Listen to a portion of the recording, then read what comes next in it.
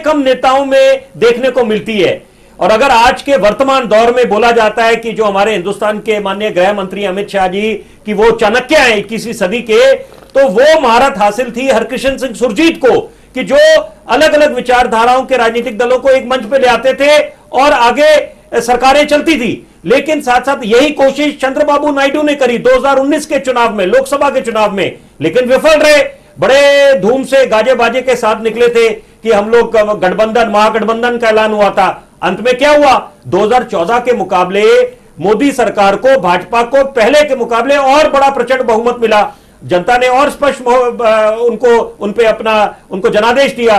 तो मैं इस समय जिक्र करना चाहूंगा दिल्ली का, जो देश की धड़कन है, राजधानी है, वो एक केस स्टडी है कि देखिए कि 3 चुनावों के आप अगर पैटर्न को स्टडी करें, लोकसभा के, विधानसभा के और नगर निगम के, जनता वही है, जनता कोई बदली नहीं है। दिल्ली वासी वो है, मैं खुद दिल्ली से हूं, दिल्ली वासी हूं।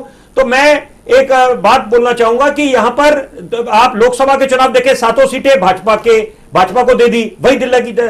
और आप विधानसभा के चुनावों की बात करें, स्पष्ट बहुमत आम आदमी पार्टी को। नगर निगम में आपने देखा कि कांटे की टक्कर थी, 100 से ज्यादा पार भाजपा को मिले और सत्ता पे काबिज हुई आम आदमी पार्टी। तो इसका मतलब है कोई ऐसा फिक्स नहीं है कि यहां पर जनता ने एक ही ट्रेंड में जाके वोट डालना है। जनता यह देखती है कि लोकसभा के क्या मुद्दे हैं, चेहरा कौन है। क्योंकि एक नारा चला था दिल्ली में कि प्रधानमंत्री के लिए आंख बंद करके नरेंद्र मोदी, मुख्यमंत्री आंख बंद करके अरविंद केजरीवाल।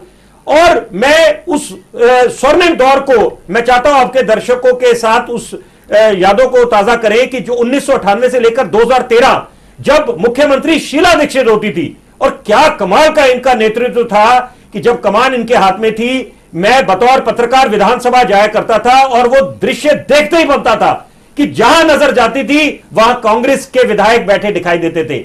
आज ये सूरत हाल है। ये ग्रैंड ओल्ड पार्टी कांग्रेस, 2 चुनाव हुए, अपना खाता नहीं खोल पाई है कांग्रेस। इसके लिए कौन जिम्मेदार है? जैसे कहते हैं क्रिकेट की टर्मिनोलॉजी में कि बैट्समैन क्रीज पे आया और डक पे आउट होके चला गया, खाता भी नहीं खोल पाया। वही हाल कांग्रेस का है। लेकिन कांग्रेस, मजे की बात देखिए, कांग्रेस संतुष्ट ये है कि यहां पर आम आदमी पार्टी ने भाजपा को करारी हार दे दी, शिकस्त दे दी। तो कब तक इस बात से संतुष्ट रहेंगे? इसका मतलब यह है कि जो अभी बलविंदर जी बोल रहे थे कि रणनीति में जब तक राजनीतिक दल और खासतौर पे विपक्ष बदलाव नहीं लाएंगे तो वहां पर काम नहीं बनने वाला। यह बात इनको समझ लेनी चाहिए। और वहां पर भी मैं एक बात जोड़ना चाहूंगा इसमें कि चौधरी प्रेम सिंह दिल्ली प्रदेश कांग्रेस के अध्यक्ष हुआ करते थे, जिनका नाम, ये बड़े कम लोगों को इस बात की जानकारी, जिनका नाम स्वर्ण अक्षरों में Guinness book of world record में दर्ज है कि वो 50 साल से ज्यादा इकलौते ऐसे पूरे विश्व में नेता हैं जो अपनी विधानसभा की सीट में कभी हारे नहीं थे। वो बाद में उनको हार मिली, अलग बात है, लेकिन एक कीर्तिमान स्थापित करा उन्होंने। इससे सीख लेनी चाहिए, प्रेरणा लेनी चाहिए कांग्रेस पार्टी को। जबकि अंदर खाने ये खबरें आती थी कि आपस में all is not well between CM Sheila Dikshit ji and Chaudhary Prem Singh जो प्रदेश अध्यक्ष है। लेकिन फिर भी पार्टी के हित में, कांग्रेस पार्टी के हित में वो लोग काम करते थे। वो उनका संकल्प, उनका उद्देश्य, मकसद एक होता था कि कैसे कांग्रेस पार्टी का उद्धार करें, उनको आगे लेके जाएं, सबको एकजुट रखें। तो आज के वर्तमान दौर में कांग्रेस को ऐसे उन महान शख्सियतों से प्रेरणा लेनी चाहिए कि अगर वो सही महीने में 2024 के चुनाव में टक्कर देना चाहती है भाजपा को, बोलने से काम नहीं चलने वाला कि हम मोदी को प्रधानमंत्री बनने नहीं देंगे, मोदी हटाओ, ये बातों से नहीं बात बनेगी। यहां पर जब तक पुख्ता कुछ कदम कांग्रेस पार्टी नहीं उठाएगी, और तुलना करनी चाहिए। देखिए जो हकीकत है उसको हम कब तक डिनायल मोड में रहेंगे। यहां पर अगर हम प्रधानमंत्री की बात करें, Narendra Modi is known to be a tough task master. वो टफ डिसीजंस लेते हैं, वो ये नहीं देखते कि कौन हताश हो जाएगा, कौन निराश हो जाएगा, किसको बाहर का रास्ता दिखाना है। और वहां पर वो ऐसे ही नेताओं की जरूरत है आज के वर्तमान दौर में कि आप जब तक जनता को एक अच्छा संदेश नहीं देते, और रिपोर्ट कार्ड के आधार पे, सबसे जरूरी बात, रिपोर्ट के आधार कार्ड के आधार पे कि आपकी परफॉर्मेंस क्या रही है। जैसे ही आपको जनता ने जनादेश दिया, उसके बाद 100 दिन का आप कार्यकाल उसको साझा करें जनता के बीच जाकर कि इतने हमने वायदे करे थे, संकल्प पत्र में दिखा के, इलेक्शन मैनिफेस्टो में हमने ये चुनावी वायदे पूरे करें, हम आपकी उम्मीदों पे खरे उतरे। जनता ऐसे नेताओं की आस लगा के बैठी है, उनको ऐसे नेताओं की जरूरत है।